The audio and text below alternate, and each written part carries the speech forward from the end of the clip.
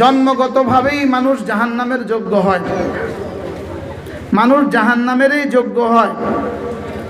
মানুষ জাহান্নামে যাওয়ার জন্য কোনো কিছু শিখতে হয় না, জাহান্নামে যাওয়ার জন্য কোনো প্রতিষ্ঠানে যাওয়া লাগে না, গুনাহের জন্য কোনো যোগ্যতা লাগে না। ফাআলহামাহা ফুজুরাহা ওয়া তাকওয়াহা।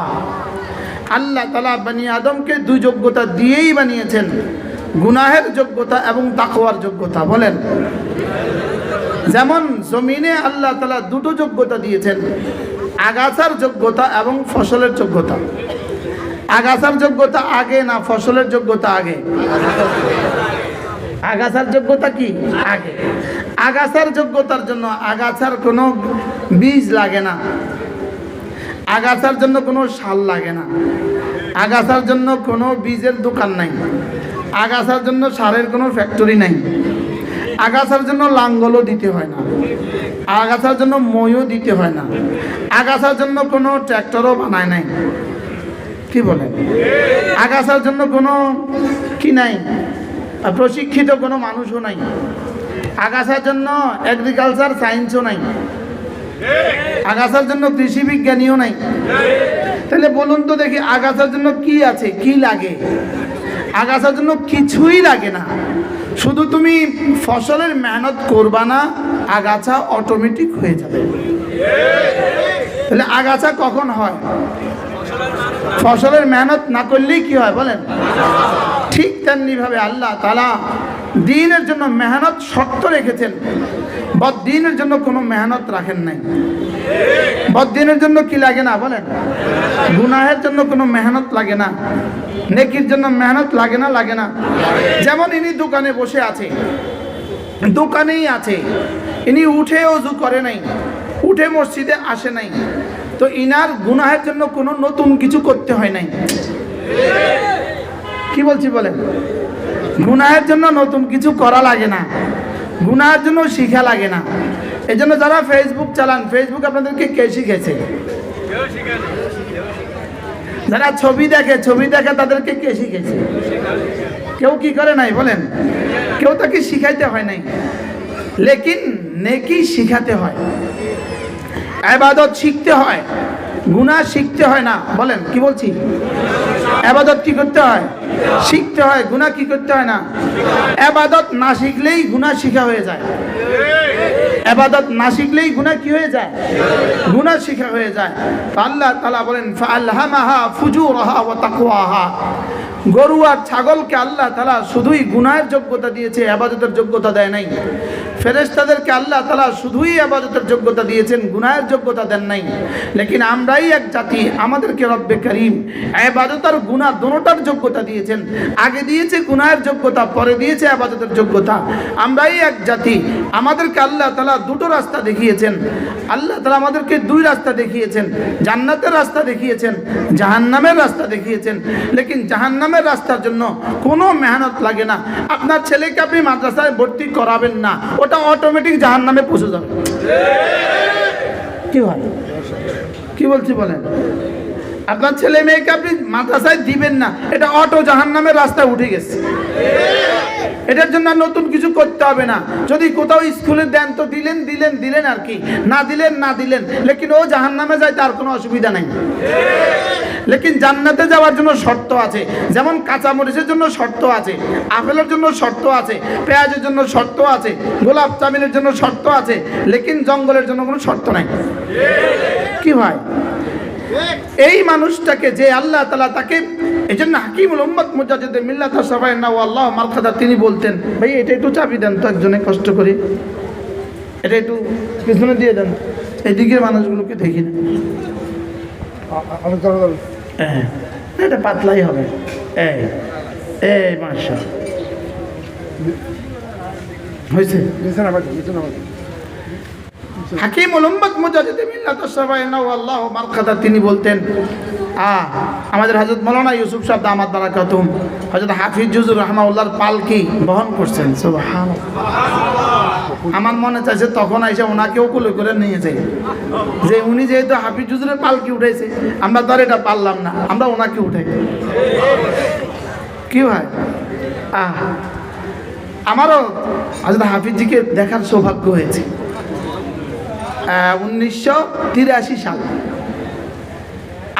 আমার আব্বা হযরত হাফিজুর রহমতুল্লাহ মুরিদ ছিলেন। আব্বা আমাকে নিয়ে গেছেন লালবাগ শাহী মসজিদে। হযরত হাফিজুর রাহমাহুল্লাহ তাআলা আসরের নামাজ পড়িয়েছেন, লালবাগে ইমাম ছিলেন।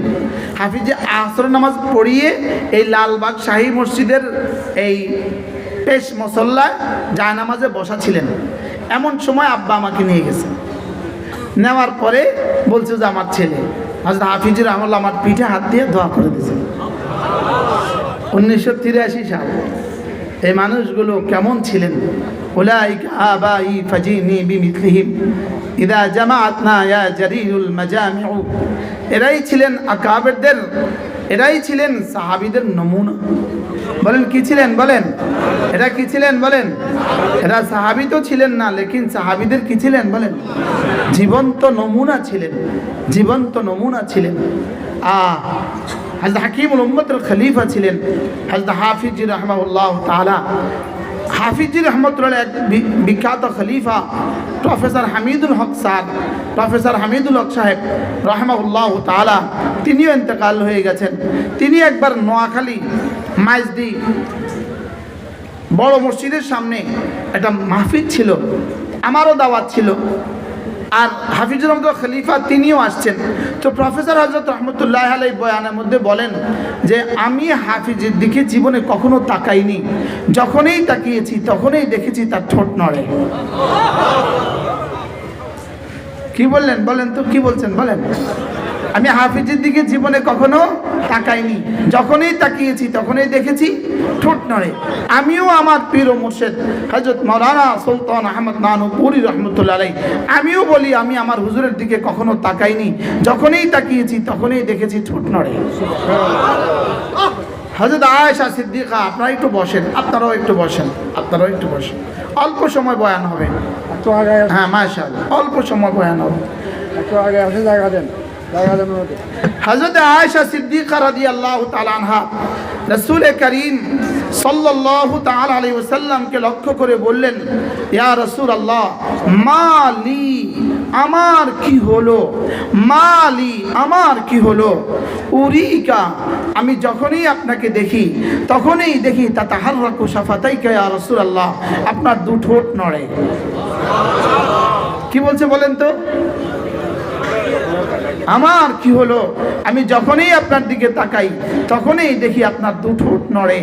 রাসূল করিম সাল্লাল্লাহু তাআলা আলাইহি ওয়াসাল্লাম জবাবে বললেন, আয়েশা আমারানি রব্বি বিআরবাআতি আশিয়া, আয়েশা আমার রব আমাকে চারটা জিনিস বেশি করে করতে বলেছেন। রাওয়াহুন নাসাই, নাসাই শরীফের হাদিস। সৌভাগ্যবশত এই হাদিসের এই কিতাবগুলো আমার পড়াবার সৌভাগ্য হয়েছে। তা আমি যে পড়িয়েছি তখন আমার পড়ানো থেকে আমি বলছি, মালি উরিকা তাতাহাররাকু শাফাতাইকা ইয়া রাসূলুল্লাহ, আপনার কি হলো? আমার কি হলো? আমি যখনই দেখি তখনই দেখি ঠোঁট নড়ে। কে কাকে বললেন? হযরত আয়েশা রাসূলকে বললেন।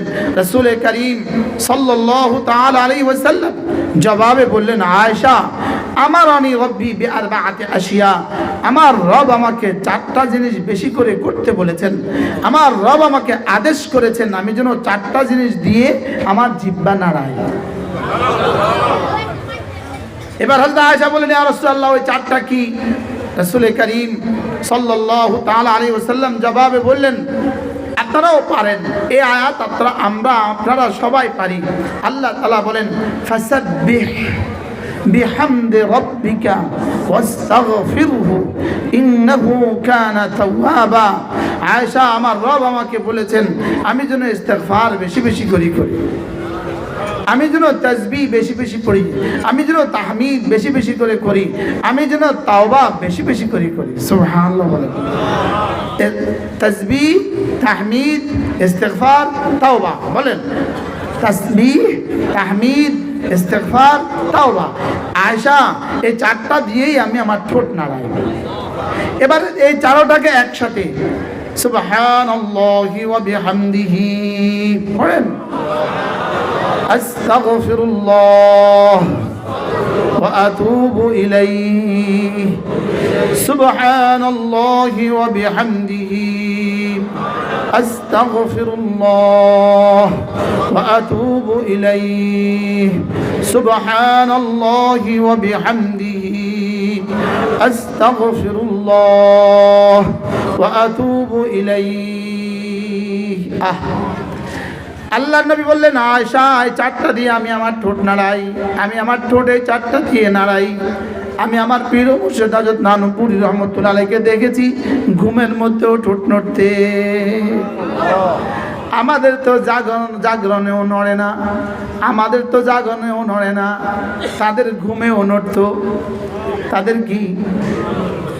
আমি তো শুনছি, আমি তো দেখি নাই। হযরত কারি ইব্রাহিম সাহেব রহমতুল্লাহ আলাইহি বাথরুম থেকে বেরোলেন, জিহ্বা দিয়ে রক্ত আসতেছে, রক্ত কেটে গেছে, জিহ্বা কেটে গেছে। সাথীরা জিজ্ঞেস করলেন, হযরত কি হয়েছে, কিসের সাথে লেগে যেন জিহ্বা কেটে গেছে? হযরত কারি সাহেব রহমতুল্লাহ বললেন, বাথরুমে যাওয়ার পরে এটা নড়া থামছিল না, এটাকে দাঁত দিয়ে কামড়ে ধরছিলাম। বাথরুমে যাওয়ার পরেও তিনি বলেন বাথরুমে যাওয়ার পরেও জিহ্বাটা নড়ছিল, এটা এই জন্য কামড়ায় ধরছিলাম, এই জন্য রক্ত বের হয়ে গেছে। আচ্ছা, এই মানুষগুলো কেমন ছিল বলেন? কি দিয়ে নাচছি আমাদের জিহ্বা, আমরা কি দিয়ে নাচছি? আল্লাহর নবী বলেন, আল্লাহ তাআলা বলেন, রাওয়াহুল বুখারী, আনা ইনদা আবদি মা তাহাররাকাত বি শাফাতা। আল্লাহ তাআলা বলেন, আমি আমার বান্দার সঙ্গে সঙ্গে থাকি, আমার বান্দার ঠোঁট আমাকে নিয়ে যতক্ষণ থাকে, সুবহানাল্লাহ, আমার বান্দার জিহ্বা আমাকে নিয়ে থাকে, আমি বান্দার সঙ্গে সঙ্গে থাকি, আমার বান্দার ঠোঁট আমাকে নিয়ে থাকে, আমি বান্দার সঙ্গে সঙ্গে থাকি। আনা ইনদা আবদি মা তাহাররাকাত বি শাফাতা। কি ছিলেন আমাদের আসলাফ ও আকাবের? কেমন ছিলেন? হযরত মুআদ ইবনে জাবাল রাদিয়াল্লাহু তাআলা আনহু আল্লাহর নবী বললেন, মুআদ, আমি কি তোমাকে একটা কথা বলবো না? হাল উনাব্বিউকুম, আমি কি তোমাকে একটা কথা বলবো না? হাদিসটা আগে শুনিয়ে ফেলি। হাল উনাব্বিউকুম বিখাইরি আমালিকুম ওয়া আজকাহা ইনদা মালিকিকুম ওয়া আরফাইহা ফি দারাজাতিকুম ওয়া খাইরিন লাকুম মিন ইনফাকিদ দাহাবি ওয়াল ফিদ্দা ওয়া খাইরিন লাকুম মিন লিকাই আদুবিকুম ফায়াকতুলুনাকুম ওয়া তাকতুলুনাহু। ক্বালু বালা ইয়া রাসূলুল্লাহ। ক্বালা যিকরুল্লাহি আযজা ওয়া জাল। হযরত মুআদ ইবনে জাবাল বলেন, আল্লাহ রাসূল একদিন আমাদেরকে বললেন, তোমাদেরকে কি আমি বলবো না? এক নাম্বার, আলা উনাব্বিউকুম বিখাইরি আমালিকুম, তোমাদের কোন আমল শ্রেষ্ঠ এটা কি বলবো না? সুবহানাল্লাহ। বলেন খাইরি আমালিকুম, খাইরি আমালিকুম, কোনটা তোমাদের জীবনের জন্য সবচেয়ে শ্রেষ্ঠ এটা কি আমি বলবো না? দুই নম্বরে ওয়া আজকাহা ইনদা মালিকিকুম, তোমাদের মালিকের কাছে তোমাদেরকে সবচেয়ে পবিত্র করে দিবে এটা কি বলবো না? ওয়া আরফাইহা ফি দারাজাতিকুম, তোমাদের দামকে আল্লাহ তাআলার কাছে আরো বাড়িয়ে দিবে এটা কি আমি বলবো না? সুবহানাল্লাহ। বলেন খাইর, আজকা, আরফা, সুবহানাল্লাহ। এর চেয়ে দামি কোনো শব্দ আরবি ভাষায় আর নাই। আরবি ভাষায় এর চেয়ে শ্রেষ্ঠ কোনো শব্দ নাই। সুবহানাল্লাহ। আলা উনাব্বিউকুম বিখাইরি আমালিকুম ওয়া আজকাহা ইনদা মালিকিকুম ওয়া আরফাইহা ফি দারাজাতিকুম, যেটা তোমাদের দামকে বুলন্দ করে দিবে। একটা শব্দ দিয়ে একবার নাড়াবা, একবার নাড়াবা, একবার নাড়াবা, সঙ্গে সঙ্গে তোমার দাম বুলন্দ হবে জমিন আর আসমান। আবার নাড়াবা, আবার বুলন্দ হবে, আবার নাড়াবা, আবার বুলন্দ হবে, আবার নাড়াবা, আবার বুলন্দ হবে। খাইরিন লাকুম ওয়া আজকাহা ইনদা মালিকিকুম ওয়া আরফাইহা ফি দারাজাতিকুম। ক্বালু বালা ইয়া রাসূলুল্লাহ। আর কি? ওয়া খাইরিন লাকুম মিন ইনফাকিদ দাহাবি ওয়াল ফিদ্দা, রাশি রাশি স্বর্ণ আর রৌপ্য আল্লাহর রাস্তায় খরচ করার চেয়েও দামি। এমন আমল কি আমি বলবো না? আপনারাও বলেন, জি বলেন, বলেন। এমন আমল কি বলবো না? রাশি রাশি স্বর্ণ আর রৌপ্য আল্লাহর রাস্তায় খরচ করার চেয়েও দামি। এমন আমল কি বলবো না? এবার রাসূল বলেন ওয়া খাইরিন লাকুম মিন লিকাই আদুবিকুম, তোমরা দুশমনের মোকাবেলা দাঁড়াবা, দুশমন তোমাদেরকে হত্যার জন্য দাঁড়াবে। ফাতাকতুলু ফায়াকতুলুনাকুম, তারা তোমাদেরকে হত্যা করবে। ওয়া তাকতুলুনাহুম, তোমরা তাদেরকে হত্যা করবা। এর চেয়ে দামি আমলের কথা আমি কি তোমাদেরকে বলবো না? ক্বালু বালা ইয়া রাসূলুল্লাহ, সাহাবা کرام বললেন বলুন বলুন ইয়া রাসূলুল্লাহ। আল্লাহর নবী বলেন যিকরুল্লাহি আযজা ওয়া জাল, আল্লাহ তাআলার জিকির। বলেন কি? আমাদের কাছে এই পরিমাণ কিতাব আছে, যে কিতাবগুলো কাসেম নানুতুবির কাছে হয়তো ছিল না। হযরত কাসেম নানুতুবি যে রুমে বসে রিয়াজত মুজাহাদা করতেন, ওই রুমে যাওয়ার সৌভাগ্য আমাদের রয়েছে। ওই রুমে এতগুলো কিতাব ছিল না। আমাদের কাছে যত কিতাব আছে, আমাদের কাছে যত আসবাব আছে, তাদের কাছে এত আসবাব ছিল না, তাদের কাছে এত সরুহাত ছিল না, এত কিতাব ছিল না। লেকিন তাদের কাছে ছিল চারটা জিনিস। এক নম্বরে ছিল ঈমান ছিল, দুই নম্বরে ছিল আমল ছিল, তিন নম্বরে ইহসান ছিল, চার নম্বরে তাকওয়া ছিল। সুবহানাল্লাহ। কয়টা ছিল বলেন? চারটা। বলেন ঈমান, ইসলাম, ইহসান, তাকওয়া। কয়টা? এক নম্বরে কি? ঈমান, দুই নম্বরে কি? ইসলাম, তিন নম্বরে কি? ইহসান। বলেন ইহসান। চার নম্বরে কি? তাকওয়া। আমাদের কাছে আছে কিতাবের আম্বার, আমাদের কাছে আছে কিতাবের বোঝা। আমাদের মাসালা হলো, আমাদের উদাহরণ হলো মাসালুহুম কামাসালিল হিমার ইয়াহমিলুনা আসফারা। আমাদের উদাহরণ হলো ওই গাধাগুলোর মতো, যে গাধার পিঠে তো কিতাব থাকে লেকিন কলিজায় নাই। আমার চোখে দেখা ঘটনা। দারুল দেওবন্দে আমি এক কামরায় বসে বসে রাস্তার পাশে, দারুল দেওবন্দের সামনে ছাত্তা মসজিদের পাশে রাস্তার পাশে দোতলায় আমি বসে বসে পড়ছিলাম। ঠিক এমন সময় একটা গাধা যাচ্ছিল, গাধা। ওই গাধার পিঠে কিতাব। গাধার পিঠে কি? গাধার পিঠে এইভাবে দেখবেন মোটর সাইকেল লেগে কিছু ব্যাগ বানাইছে এভাবে, আছে না নাই? এ পাশে একটা থলি, এ পাশে একটা থলি, মধ্যখানে কি?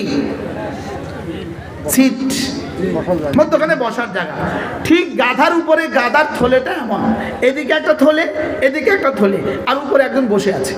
ওই দুই থলের মধ্যে কিতাব। দুই থলের মধ্যে কি? ওরা কি করতেছে? কিতাবের দোকানদাররা গোডাউন থেকে গাধার পিঠে করে দোকানে কিতাব আনে। ওখানে রিক্সা সাইকেলের কোনো জায়গা নাই, বুঝেন নাই? চিপা গলির মধ্যে গোডাউন থেকে কিতাব আনে। তো আমার বন্ধু আমাকে বলতেছে, মোশতাক ভাই আপনাকে আজকে জীবনে একটা জিনিস দেখাবো, তাড়াতাড়ি আসেন। ইনি এখন ঢাকার এক মাদ্রাসার শেখ খুলে দিয়েছে, মোহতামেম। তো বলতেছে, মোশতাক ভাই একটু আইয়েন না, একটু আইয়েন না। কি কোন নাম নেই, কোন নাম কইতাম না। আমি গিয়ে দেখলাম গাধার ঘরের গাধা, পিঠে কিতাব। তো ওই মাওলানা আমাকে বলতেছে, দেখেন দেখেন, মাসালুহুম কামাসালিল হিমার ইয়াহমিলু আসফারা। তো দেখেন দেখেন, গাধা গাধা, গাধার পিঠে কিতাব। আল্লাহ যা বলছেন তা। তার এই জানোয়ারটার পিঠে কতগুলো কিতাব আছে, লেকিন দিলে কোনো কিতাব নাই। দিলে কোনো কিতাব নাই। আমার আব্বা রহমতুল্লাহি আলাইহি দারুল দেওবন্দে থাকাকালীন আমাকে চিঠি লিখতেন, মাঝে মাঝে চিঠি যেত আব্বা। তো আব্বা একটা চিঠির মধ্যে লিখছেন, যদি জানতাম আব্বা থাকবেন না, আব্বা চিঠিগুলো রেখে দিতাম। তা আব্বা লিখছেন, তোমাকে কিতাব পিঠে বহন করে আনার জন্য আমি পাঠাই নাই, আমি কিতাব হৃদয়ে ধারণ করে আনার জন্য পাঠিয়েছি। কিতাবের বোঝা বহন করে তুমি দিল্লি থেকে, দেওবন্দ থেকে কিতাব কিনে কাঁধে করে বাংলাদেশে নিয়ে আসবা, আমি এই জন্য কিন্তু তোমাকে পাঠাই নাই। আমি তোমাকে পাঠিয়েছি কিতাব দিলে করে নিয়ে আসবা, এখানে করে কিছু নিয়ে আসবা, বেশি লাগবে না। আর পিঠে করে বেশি আনলেও কোনো লাভ নাই। কি হয় আজীব। আমার আব্বা রহমতুল্লাহ আলাইহি মানি অর্ডার ফরমের নিচে দিয়ে আমাকে লিখে দিতেন, 3 লাইন লেখা যেত, লিখতো, তোমাকে মাহফিলে মাহফিলে ঘোরার জন্য আমি নানুপুর পাঠাই নাই, এখন পড়ো, পরবর্তীতে তুমি ওয়াজ করবা।